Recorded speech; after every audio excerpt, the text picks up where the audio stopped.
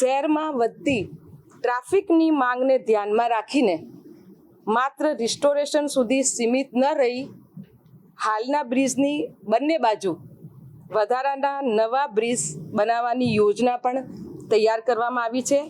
આ સમગ્ર પ્રોજેક્ટ માટે અંદાજિત ખર્ચ ₹250 કરોડ રાખવામાં આવ્યો છે અને કામગીરી EPC મોડ હેઠળ અમલમાં મૂકવામાં આવશે. સુભાષ બ્રિજનું રિસ્ટોરેશન સાથે સાથે જે નવા બે લેન જે છે એને આડ કરવામાં આવશે.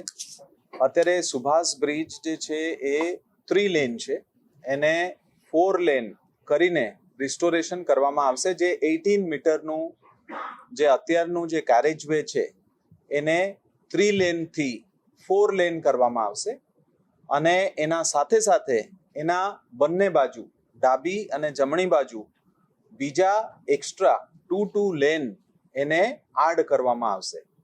આપણા પાસે આ એક ચેલેન્જ પડકાર તરીકે આવ્યા હતા.